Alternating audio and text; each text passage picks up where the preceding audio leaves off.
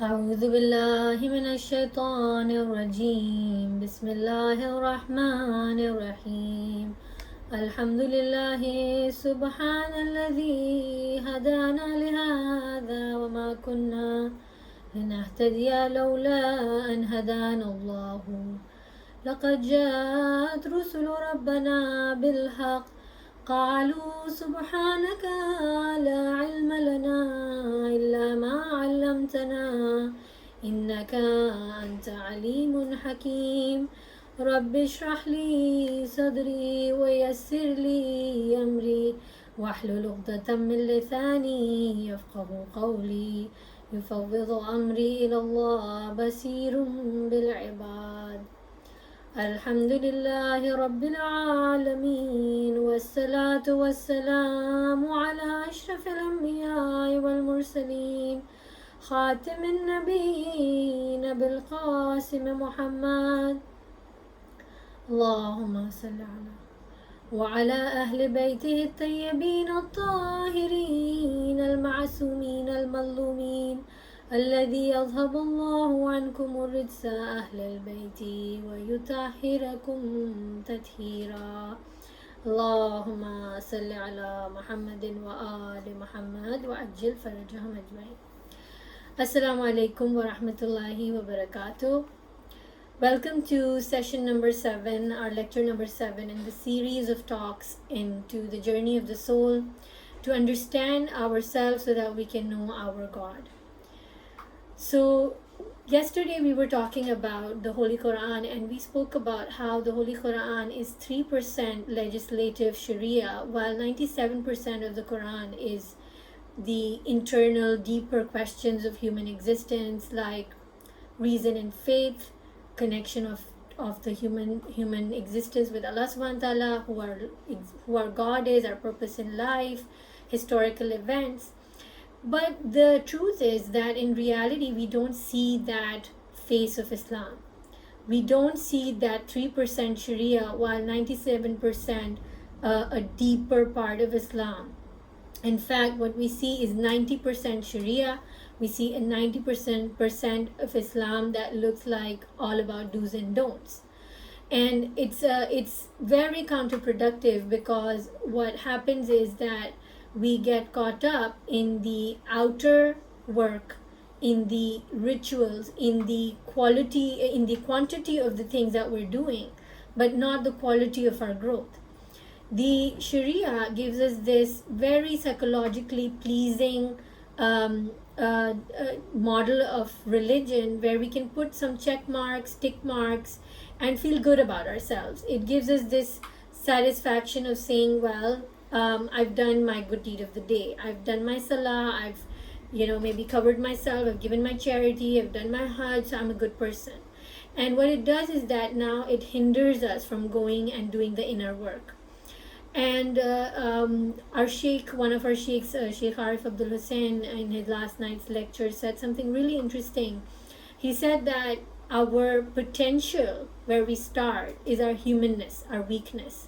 As humans, we are weak. We are in our humanness. And we need to find our humanity. We need to find our godliness. That is our potential.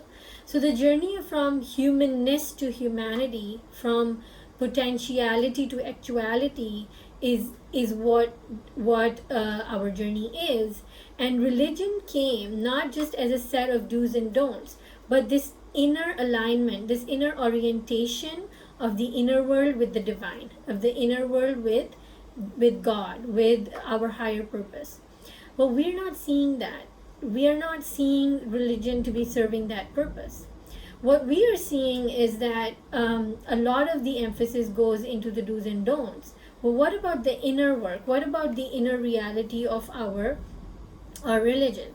And what has happened is that over the years, why did Islam become like this? Is because, in my understanding, doing religion as an exoteric, just an outer ritualistic practice, gave the certain individuals the power of controlling the masses.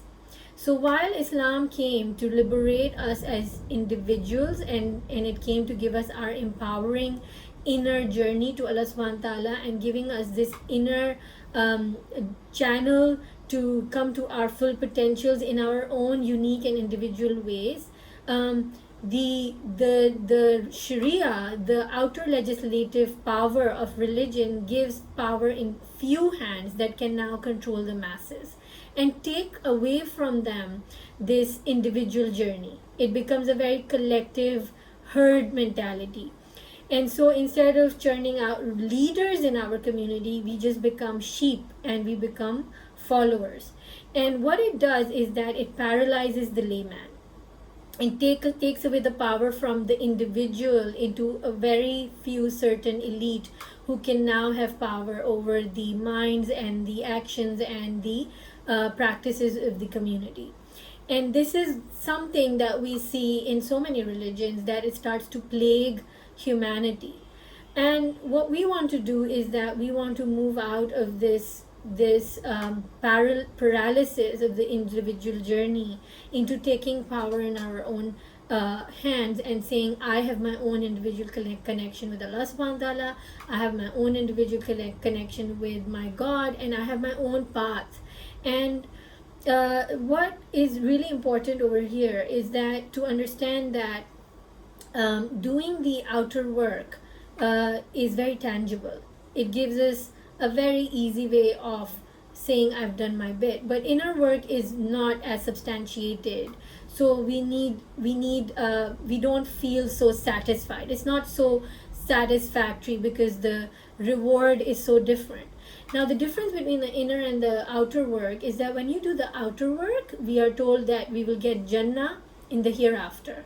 We will get Jannah when we do so many things, we'll get so many trees and so many houses, etc. But the beauty of doing inner work is that you start to experience Jannah in this world, and you start to experience that connection, and you start to experience that inner contentment and tranquility and a place of divine proximity within this existence on this planet. So in that sense, the external the rituals cannot give you what the internal work can promise us. Now the idea of the Jamal that we were doing yesterday, of beauty, is that in Islam now there is the external ritual, but then there's the inner work, right? And we talked about the fruit. Some people will just suffice by looking at the beauty of the colorful orange fruit on the outside, and they will suffice with that vision of beauty, and that's enough for them.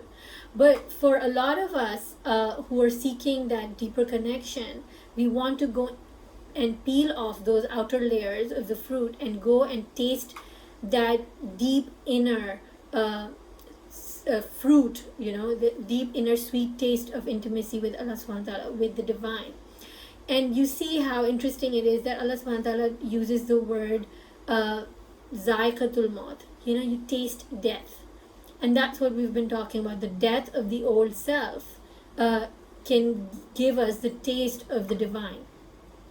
So if we want to taste the divine, we have to go to the inner layers. We have to go from the exoteric to the esoteric, from the outer to the inner. We want to go from terrestrial to celestial, from the land from the earth to the heavens. We want to go from the body to the soul. One more really interesting thing is that if the Quran is 3% outer ritual and 97% inner work, then imagine the volume of our soul, our bodily existence. In that sense, the food for the body is just 3% in the Quran, but the food for the soul is 97% of the Quran. That means our mere physical existence is just 3% of our inner existence. That's how huge and infinite and eternal it is. It's just a poetic way of trying to understand who we are, right? And so as we move forward, we understand that to look at the divine feminine and the masculine, we understand that the divine energies are Zahiri and Batini. They're masculine and feminine in nature, and the Sharia law on the outside is the divine Jalal, is the divine masculine. It is the Zahir, right? And it is strict, it is straightforward, it's a straight line, it is step by step, and that's the divine masculine energy. But the divine feminine is deep, inner, it's emotional, it's a feeling journey. And so the divine feminine journey is the esoteric journey.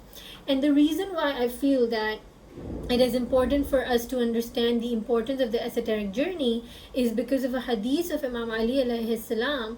Let's have a durood while I look for it. Allahumma salli ala Muhammadin wa ali Muhammad. Just a second. So Hazrat Ali alayhi salam, he says that for us to find unity, for us to find that oneness and place of having no differences, we need to then, just a second, I'm going to find it.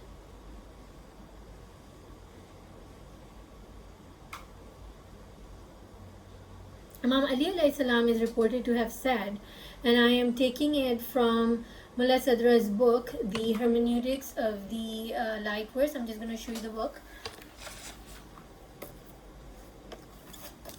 This is the book that I'm referring to by Mullah Sadruddin Shirazi, and Hermeneutics of the Quran.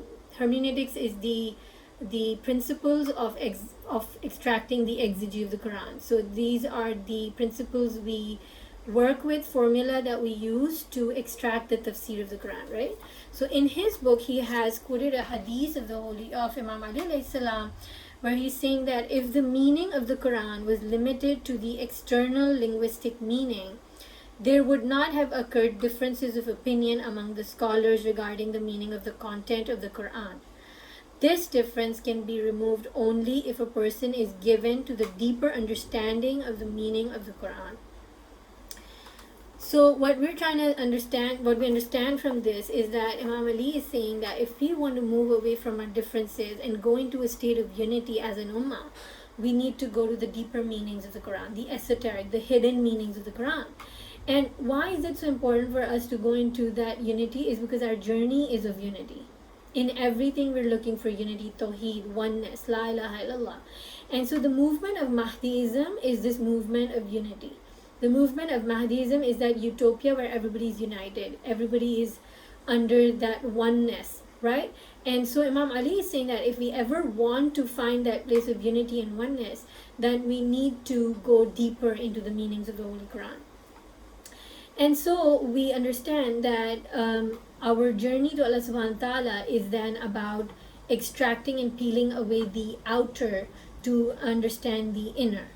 And to understand the inner, it is really important that we understand the idea of symbols and symbology. And so the concept of the story of Hazrat Adam is explained by Martin Lings in his book Symbols and Archetypes. Martin Lings gives this understanding where he's talking about the human being as the primordial man, as the man who was not yet distracted, who had not yet eaten the fruit. And what Martin Lings is saying in this passage is very interesting. Let me read it out to you. He says that, just a second.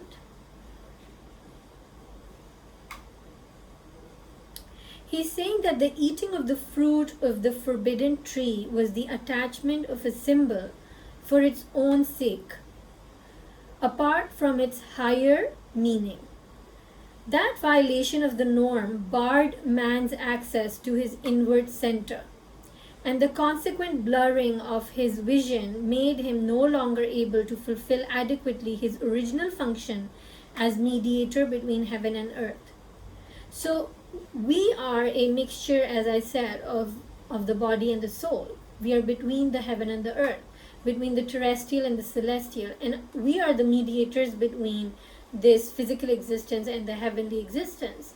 And according to Martin Lings, what the nature of the original Adam was, that Adam was able to see the haqq beyond the veil of the symbol. So what is ayat? Sanurihim ayatina fi anfusihim wa afaq. Allah is, I'm not quoting the ayat properly, so please excuse me. Well, what I'm giving you his paraphrase, and I'm giving you the gist of the ayat, that everything around us is a sign, is a symbol, and we need to go deeper, and we need to read behind the surface. We need to go behind the symbology, the sign. And all of these ayat in the Quran are signs. Everything around us in this world is a sign. The human being, who is a representative of Allah subhanahu wa ta'ala, is the greatest sign on earth.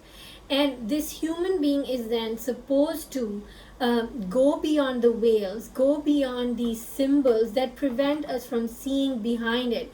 We need to have that X-ray vision so that we can go beyond what we see in the physical realm and see the realities behind this physical realm, and see Haqq, see the light, Allah as the source of everything. So Martin Lings is saying that the human being, when he got distracted, he became ghafil. He forgot about who he was, an embodiment of the names of Allah subhanahu wa ta'ala, his purpose of manifestation of the names of Allah subhanahu wa ta'ala, and he also became ghafil and forgetful of the fact that everything that we see in this dense world is just a signpost taking us towards a higher reality, taking us towards something greater, taking us towards the Haqq and the real. And so we lost our vision.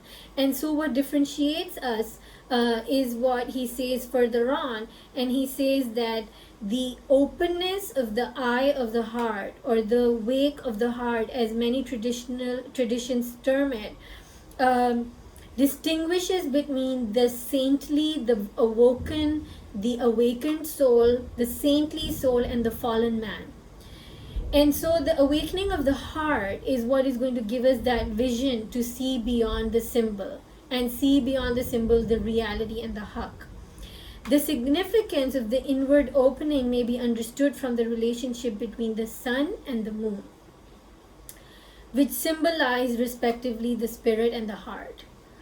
And so the spirit is that source of divine knowledge which the heart is able to receive, just like the sun gives the light and moon radiates because of that light.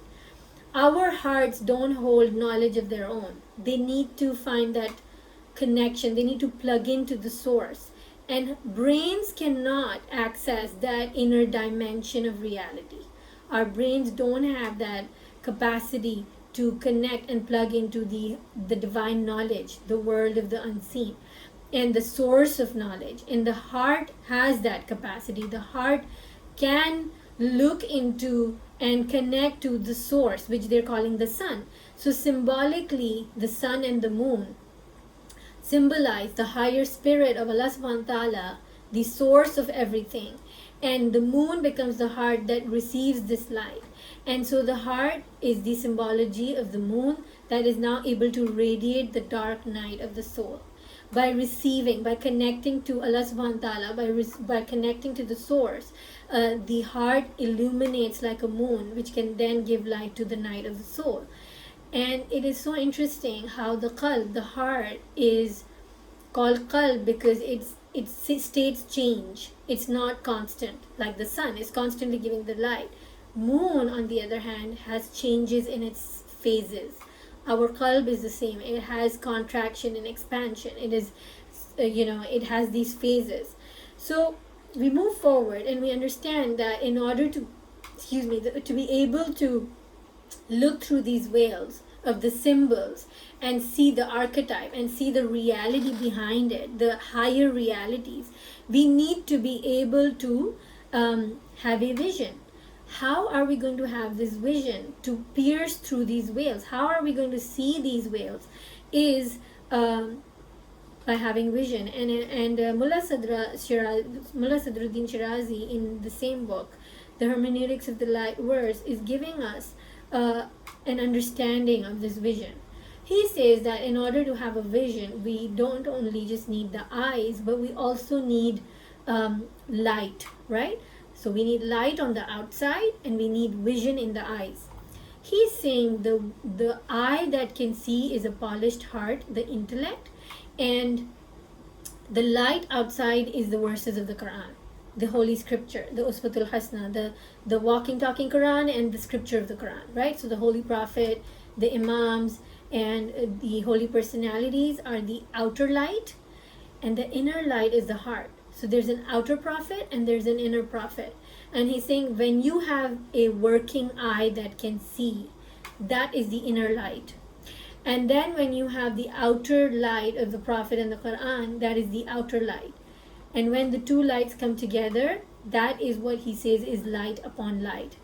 And he says that this concept of light upon light can then enable us to have a inner vision, to pierce through the veils of the symbols, to the signposts, and to go deeper. So what is the definition of a symbol? Let me read it out to you. What is a symbol? A symbol is a mark or a sign or word that indicates, signifies, or is understood as representing an idea, object, or relationship. Symbols allow people to go beyond what is seen and known by creating linkages between otherwise very difficult concepts, very different ideas and experiences, and abstract ideas. So symbols then become a threshold through which we can pierce through the veils of what we can see to what we cannot see, from the seen to the unseen. And so we understand that in order to pierce through these veils of symbology of the world, this world of manifestation is therefore the world of the symbols. And to be able to read through them, we need the vision, the light upon light, the inner light and the outer light. Now, one can argue that there are literalists who will just stick with the superficial, ritualistic outer, right? Then why is there a need to go inner? Because if you look at the ISIS, they were doing everything literally on the outside, right? They were doing salah and dhikr, and they were doing the Quran, and they're hafiz the Quran, and they're doing rozas and charity and everything. But look at their distorted view of the world. There's no peace, there is no harmony, there is bloodshed, there is barbarism, there is lack of respect for women. So being literal is just going to distort your vision. It's just going to give you a partial vision of reality. And to be able to really live and understand the haqq, we need a deeper vision, because we need the inner compass too. The outer prophet, the outer book is not enough. We need that inner vision as well. And so the heart then becomes the key point that needs to be polished for complete guidance, right? Allama Hussain Tabatabai, in his book Kernel of the Kernel, says something very interesting. He says that the traveler who is on the path to God will, have teachers, and will have the book of God and the traditions of the Holy Prophet and practices of the Immaculate Imams. And then he says that if the traveler finds them in agreement, then he may put them into practice. Otherwise, he should disregard them. This is from his book Kernel of the Kernel, Sunni Publications, page 113. Allama Tabatabai is saying that obviously, since such a traveler takes every step with reliance on and trust in God, Satan will not be able to dominate over him. So now the idea is that he is saying that even the imams and the prophets in the book are outer light.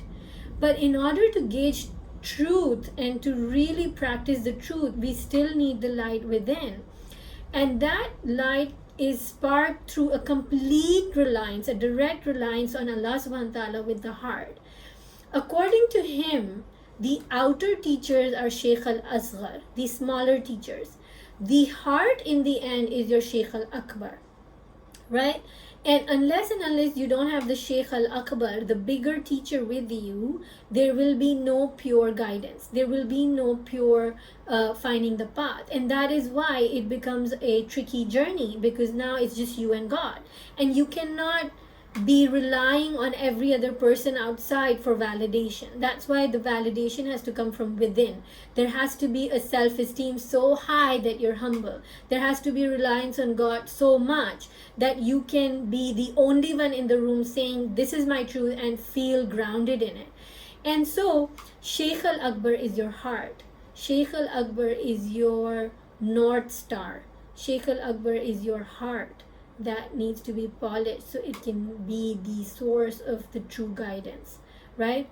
Why am I saying that? Is because, okay, we find that Quran to a very great extent is very reliable, but what about the Hadith? You know, we have these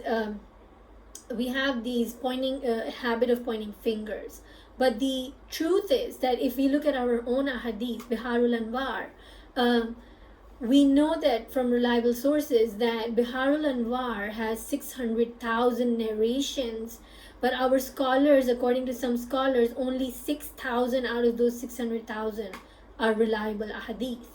Right? Just look at the discrepancy, 600,000 and 6,000. If you look at Usul Kafi, we find that around 50 plus percent, if it's 50%, 52%, 59% of ahadith are not authenticated. This is something that Sheikh Al-Sani has said. He's one of our greatest scholars. And he says that Usul Kafi is 59% unreliable. If you look at that, how are we going to be able to sift through this huge collection of ahadith and then be able to distinguish which one is reliable and which isn't? And so we can't just pick these up. And Imam Ali says that if you see a hadith and if it doesn't gel with the Quran, then throw it on the wall. So now it's a journey of having a magnet, in our hearts that can sieve through the iron and the non-iron. You know how the magnet can just pick out the iron fillings from other non-iron fillings, right? We need to have that compass that can distinguish on a crossroad, in a fork in the road, which is the truth. So we need that burhan, we need that furqan within us, that light within our hearts, which will then ignite us into a journey towards truth. And so for us to be able to do that, we need to understand that the inner heart has to be polished. And so Mullah Sadra says that it is that light which, when kindled in the heart of the believer, his breast becomes wide and happy. He was asked, let me see who was asked. The Prophet. Okay, so this is reported from the Prophet. So the Prophet was asked, is there any sign for it? Is there any sign that the heart has been illuminated? And he answered, yes. The human soul distances itself from the abode of delusion. We've been talking about illusion and delusion the whole time, right? The veils, the symbols. The human soul distances itself from the abode of delusion, turning towards the eternal abode, and is prepared for death before its descent. The heart becomes so detached from the symbol, the world of the symbol, the world of this mirage of things that are not real, and connects itself to the inner world, the hereafter, the inner world, the true world, starts to work within, that this is the sign of the illuminated heart. Now, moving on with this discussion of symbology in the heart, I want to discuss the idea of the Holy Kaaba, right? So 5 times a day, we face the Holy Kaaba. Now, Allah subhanahu wa ta'ala is saying that the whole universe cannot encompass me, but the heart of a believer can hold me.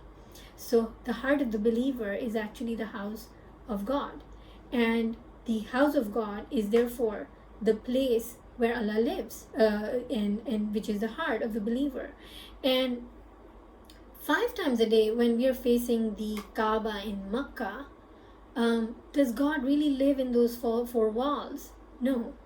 Haqq is everywhere. Reality is everywhere. Life, existence is everywhere. Allah subhanahu wa ta'ala is all there is. He's everywhere. So facing towards the Kaaba is not really facing where Allah is, but facing towards the Kaaba is a symbolic act. All of the outer rituals are a symbol pointing towards a higher reality. So what is the Kaaba symbolizing? What is the Kaaba pointing me towards? The Holy Kaaba on the outside is pointing towards the heart where Allah lives. Those 4 walls are truly the house of God where Allah lives. It's that sacred place that Allah is saying, don't break anybody's heart, I live there, right? So we are 5 times a day facing towards the Kaaba, which is saying facing towards the house of God, the voice of God. 5 times a day we are being reminded to listen to the voice of God within our hearts. What is He saying to us? Are we able to distinguish in the noise that our minds are filled with? Can we sit in silence and stillness and let that voice speak to us? It is also really essential that we discuss this with our children who are about to go and pursue careers, whether what field they're choosing is really speaking to their heart. Is it really speaking to the purpose of their life? Is it speaking to the seed of Allah subhanahu wa ta'ala's name within their hearts? Are they truly following what they need to manifest, which brings them joy and happiness every day? Are they looking forward to waking up to the courses they're taking in the university? This is the heart. This is what the 5 times prayer is reminding us. Every time you face the Kaaba, you are facing towards your heart. Remember to listen to the voice in your heart. So Kaaba, therefore, is symbolic of us listening to the Shaykh al-Akbar, the voice within. As we said, that all of these rituals are supposed to orient and align us to the true voice of God. Orient and align us to what? Orient and align us to the divinity that we're seeking. Not just to get done with our do's and don'ts. Now, after the Kaaba, I want to discuss something which is symbolic of Makkah. There's an ayat in the Holy Quran where the Holy Prophet, where Allah subhanahu wa ta'ala says, indeed the first house of worship established for humankind was that at Bakka, another name for Makkah, blessed and a guidance for the worlds. Now just look at this, the house of God, right? If we go to the deeper meaning of this, the house of God, it's supposed to be a blessed center for guidance of the worlds. Now, Allama Tabatabai in his tafsir, Al-Mizan says for this ayat that the Kaaba is a guidance and it shows the people the way to their happiness in the hereafter, leads them to nobility and divine nearness. Now, we were talking about finding nearness to Allah subhanahu wa ta'ala by unveiling the veils. We were talking about finding joy and tranquility within our hearts in the present moment, and Akhirah being the inner world right now. So the Kaaba, how is the Kaaba? How are those 4 walls going to show me that? It's not the 4 walls, right? It's going to be our heart that is going to show us the way to our happiness in our inner world. And it's going to take us to the highest limits of our nobility, godliness, and to take us to divine nearness by becoming a manifestation of godly characteristics. This is what we've been discussing. So then, what is this Bakka? What is this Makkah? And I've been really thinking about it, and I haven't read a tafsir that gelled with me or made sense, but I'm just sharing my insight and my opinion on this ayat, because what I want to share with you is the historical significance of the city of Makkah and how it connects to our inner work, our esoteric work. So, historically speaking, Makkah was the place where the Holy Prophet started to receive his initial revelations. And when these revelations came, it was not the legislation, it was not the Sharia. These were aqaid, these were deeper questions, these were about man's connection to his divine. And the people who got attracted to the Holy Prophet in Makkah were the people who had to face the worst adversities. They were prosecuted and they were persecuted and they were, they were tortured and punished for their belief in this Islam that the Holy Prophet was bringing. There were very few people you could count on your fingers who were the companions of the Holy Prophet in Makkah. So Makkah became the place of the revelation of God, where the teachings that were coming to those who were of sincere hearts, who were of the polished hearts, who were the surrendered hearts. These were hearts that had completely let go of their attachment to anything of this world, and their intentions had been purified to the extent that they were willing to be tortured to no limit just to find their liqa with Allah subhanahu wa ta'ala. So these were the hearts that were receiving true knowledge. These were the hearts that were given the gift of Quran's revelations, that were for the sincere hearts, that were those who were looking for the esoteric connection beyond the symbol, beyond the word, beyond the dense material world. And so Makkah became the place where hearts were open to receiving Allah's true knowledge, right? Compared to that, when the Holy Prophet went to Medina, that is where he started receiving revelations for the people who were coming into the fold of Islam collectively. These were the people who came into Islam not just because they were sincerely looking for a divine answer to their questions or fulfilling their journey to the divine, but these were people who saw that Islam was growing politically, Islam was growing economically, Islam was growing socially, and to fit into that economic, social, and material and economical boom, they wanted to enter the fold of Islam. They also felt that now they will be misfits, they will not fit into the elite, to the rich, to the masses. And so over here in Medina, Islam became a temptation, not just for the heart and the true calling of the soul, but for the physical also. A lot of people entered the fold of Islam for more than one intention. They didn't just have the intention of connecting to the divine, but their intentions were also to gain physical and political motives and gains as well. And so their intentions weren't pure. It wasn't just one intention of finding God, but there were so many intentions, and that is not a pure intention. We also see that the verses of the Quran that came during Madinite stages were talking about a lot of the hypocrites as well. So there were people who were entering the fold of Islam not just because they were entering the fold of Islam for the sincerity of their heart, but because they had other motives as well. And therefore it becomes really important to understand that Makkah symbolically is the place of the initiation of the spiritual awakening. And so we need to be in that place of sincerity, of surrender, in a state of in a Meccan state, in the state of completely devoted to God, and then have these pure hearts that are so surrendered that now they're seeking nothing but Allah subhanahu wa ta'ala. Their focus is just one. It's an arrow which is leaving its bow only for one target. It's not distracted. It's not ghafil. It's not distracted like Adam got distracted by these symbols. It is focused on its goal. It is focused on its in its striving for finding the real meaning and haqq. And so the symbology of Kaaba and Makkah are about spiritual surrender, and it is about the inner journey. And Umeed Safi, he's one of the Sufi philosophers. He said something really beautiful about the Kaaba, and he says there is something powerful in the symbolism of the pilgrimage of prayer towards the Kaaba, orientation towards God.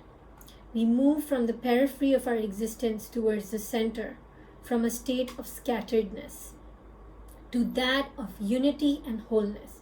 We leave behind the sense of forgetfulness that characterizes so much of our busy lives. You see, this forgetfulness of busy life is that ghaflat, is that distractedness of Adam, who got distracted from his haqq into the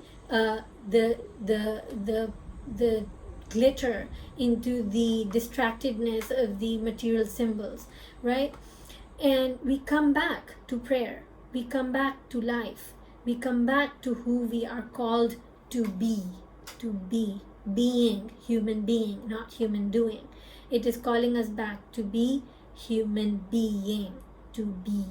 And so the Kaaba is now a symbology of coming to our center, coming to our wholeness, from lack to wholeness, from scatteredness to centeredness, right? And Ariza Helwa, in her book, The Secrets to Divine Love, I think that's the name of her book, beautiful book, she says that Hajj is symbolic of our journey, right?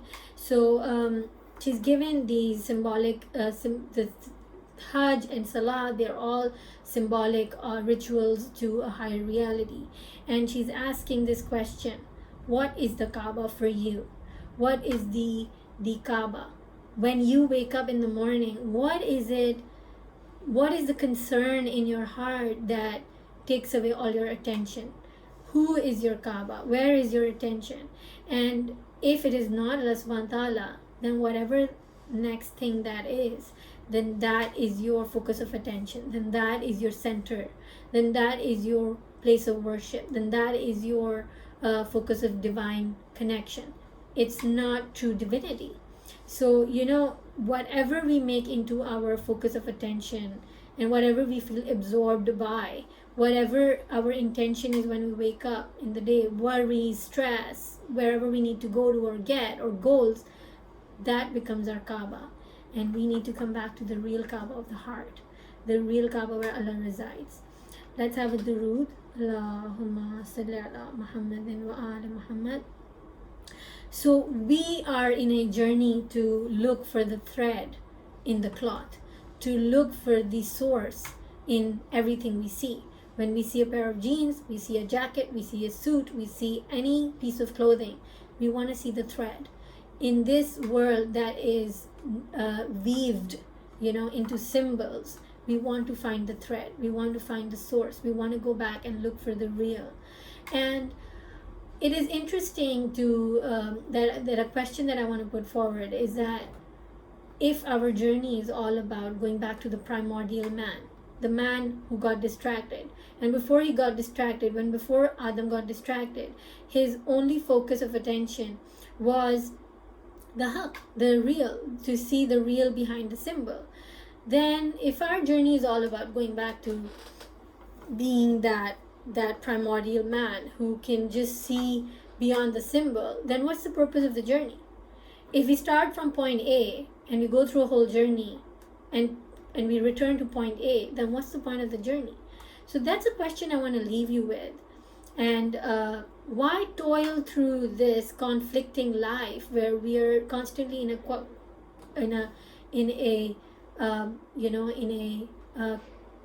quarrel, a conflict between the material and the non-material, between the world and the heaven, the earth, between the soul and the body? Why go through this toil? So inshallah, we discussed the idea of symbol, we discussed the idea of what stays behind it, and we want to go into the symbology of Surah Nas, some esoteric understanding of Surah Nas, because I'm sorry I couldn't do it today, I had promised, and into the journey of Hajj, and how Hajj is symbolic of a journey, because Hajj is a symbolic ritual and we're talking about a journey. So we're going to do that. We're going to look into the journey of Hajj tomorrow, inshallah, and inshallah, if Allah wills, really want to touch upon the number 7 and the significance of number 7 and why I took number 7 as the 7 journeys of the soul. And now to move into the Masayib. Today is the day when we talk about a nishani, an ayat, a sign, like we talked about today, a symbol. And today's Masayib is about the nishani, the ayat, the symbol and the sign of Hazrat Hassan alayhi salam, whom he left behind for Imam Hussain alayhi salam. And we're talking about the son of Hazrat Imam Hassan alayhi salam, and his name was Hazrat Qasim. Hazrat Qasim alayhi salam was the son of Hazrat Hassan, who was begging Imam Hussain to let him fight in the battle of Karbala on the day of Ashur. Bibi Farwa, the mother of Hazrat Qasim, got him ready and prepared for the battle, but Hazrat Qasim was always disappointed because whenever he went to Hazrat Imam Hussain alayhi salam for permission to fight, उनको इजाज़त नहीं मिल रही थी. अब बहुत अफसरदा होकर जब हज़रत क़ासिम अलैहिस्सलाम बीबी फ़रवा के पास आए और कहने लगे कि चचा मुझे लड़ने की इजाज़त नहीं दे रहे, उस पर बीबी फ़रवा को वो ख़त याद आया जो इमाम हसन अलैहिस्सलाम ने एक छोटे से तावीज़ में बांध कर, छोटे से एम्यूलेट में बंद करके हज़रत फ़रवा को दिया था और कहा था कि जब तुम पर बहुत मुश्किल वक्त आ जाए तो इस ख़त को खोल के पढ़ना. और क़ासिम के लिए इससे ज़्यादा और कोई मुश्किल वक्त नहीं था कि वो चाह रहे थे ان کی خواہش تھی کہ وہ اپنی جان کو اپنے چچا پر قربان کر دیں، اسلام پر قربان کر دیں، مگر ان کو اجازت نہیں مل رہی تھی۔ جب بی بی فروا نے وہ خط کھولا تو اس میں امام حسن کا کی یہ وصیت لکھی ہوئی تھی کہ میرے بیٹے قاسم کو اسلام کی راہ میں جنگ کی اجازت دی جائے۔ یہ دیکھ کر حضرت قاسم بہت خوش ہوئے۔ آپ دیکھیں کہ یہ وہی دل ہوتے ہیں جو رسول اللہ نے فرمایا، آج ہم نے حدیث پڑھی، کہ وہ دل جو روشنی سے منور ہوتے ہیں وہ اس دنیا سے ڈٹیچ ہو جاتے ہیں اور ان میں موت کا کوئی خطرہ باقی نہیں رہتا، وہ موت سے نہیں ڈرتے۔ جب حضرت قاسم سے پوچھا گیا کہ آپ نے موت کو کیسا پایا تو انہوں نے کہا کہ میں نے موت کو شہد سے بھی میٹھا پایا۔ عمر کی کوئی قید نہیں ہے روح کی اس سفر میں۔ ہم دیکھتے ہیں کہ حضرت قاسم ہمارے لیے وہ بیکن آف لائٹ ہیں جو ہمیں اس جرنی کے ایٹیکٹ سکھا رہے ہیں۔ وہ ہمیں دکھا رہے ہیں کہ وہ جس بھی عمر میں تھے وہ اولیاء اللہ سے کم نہیں تھے۔ حضرت قاسم علیہ السلام نے وہ خط لیا اور امام حسین کے پاس گئے، اور جب وہ خط لے کر امام حسین کے پاس گئے تو میں سوچتی ہوں گی کہ امام حسین کو کیسا محسوس ہوا ہوگا to travel through time and to receive this letter from his brother and to feel overwhelmed to let go of this nishani of his brother۔ بہت مشکل وقت تھا امام حسین کے لیے حضرت قاسم کو اجازت دینا، کیونکہ حضرت قاسم ابھی بہت چھوٹے تھے، ان کے لیے تلوار پکڑنا، گھوڑے پہ چڑھنا بڑا مشکل تھا۔ لیکن قاسم کی دلیری، ان کے اندر وہ حیدری پاور تھا جس کی وجہ سے حضرت قاسم علیہ السلام نے جنگ لڑی اور میدان میں جا کے بہت خوب جنگ لڑی۔ لیکن جب وہ جنگ لڑنے گئے، ان کی خوبصورتی، ان کی معصومیت کو دیکھ کر فوج اشقیاء کہنے لگی آپس میں کہ ہم اس بچے کو کیوں مار رہے ہیں، ہم کیوں مار رہے ہیں اس بچے کو۔ آپ دیکھیں کہ اتنے شقی القلب بھی لوگ، سخت ہارڈیڈ لوگ بھی اس بچے کو دیکھ کر نرم پڑنے لگے۔ لیکن ان میں سے ایک شخص ایسا تھا جس نے کہا کہ میں اس کو اس لیے ماروں گا کیونکہ مجھے حسین کو تکلیف دینی ہے، کیونکہ مجھے اہل بیت کو تکلیف دینی ہے، کیونکہ مجھے بدر کا بدلہ لینا ہے، کیونکہ مجھے علی کا بدلہ لینا ہے۔ اس چھوٹی سی جان پہ انہوں نے اپنے غصے کو نکالا، اپنے ریونج کو نکالا۔ ہم دیکھتے ہیں کہ جب دل سخت ہو جاتے ہیں، ان کے سامنے حجت اللہ بھی کھڑی ہو، ان کے سامنے اللہ کا نور بھی کھڑا ہو تو وہ روشنی نہیں دیکھ سکتے۔ ان کے پاس وہ ویژن ہی نہیں ہے کہ وہ حق کو پہچان سکیں۔ جب حق ان کے سامنے کھڑا ہے، یا اللہ ہمیں اس اندھیرے سے دور رکھنا۔ جب حضرت قاسم جنگ لڑ رہے تھے، ان پر وار ہوئے ہر طرف سے، وہ چھوٹا سا بچہ جو جنگ لڑتا رہا، آخری وقت تک جنگ لڑتا رہا، آخر میں اپنے گھوڑے سے گرتا ہے اور پکارتا ہے السلام علیکم یا ابا عبداللہ، جیسے کہ باقی تمام شہیدوں نے آواز دی تھی امام کو۔ لیکن ہم دیکھتے ہیں کہ قاسم علیہ السلام بار بار امام حسین کو آواز دیتے جاتے ہیں یا امی، یا چچا، او مائی چچا، او مائی چچا، لیکن چچا پہنچ نہیں پاتے۔ ایسا کیوں ہوا کہ قاسم بلاتے رہے اور حسین نہیں پہنچ سکے؟ کیونکہ جب حضرت قاسم اپنے گھوڑے سے زمین پر پہنچے تو سیدھے ہاتھ کے گھوڑوں نے الٹی جانب اپنا دوڑانا شروع کیا، اور فوج اشقیاء نے الٹی ہاتھ کی جانب سے اپنے گھوڑوں کو سیدھے ہاتھ دوڑانا شروع کیا، اور نیچے حضرت قاسم کی لاش گھوڑوں کے پہلو تلے رونتی رہی، اور امام حسین اس لاش تک پہنچ نہ پائے۔ جب گرد سیٹل ہو گیا، جب ڈسٹ سیٹل ہو گیا اور امام حسین حضرت قاسم کی لاش تک پہنچتے ہیں تو کہتے ہیں قاسم اگر تم یہ جانتے کہ میرے دل پر ان لمحوں میں کیا گزری جب تم مجھے بلاتے رہے اور میں تمہاری آواز تم تک نہ پہنچا۔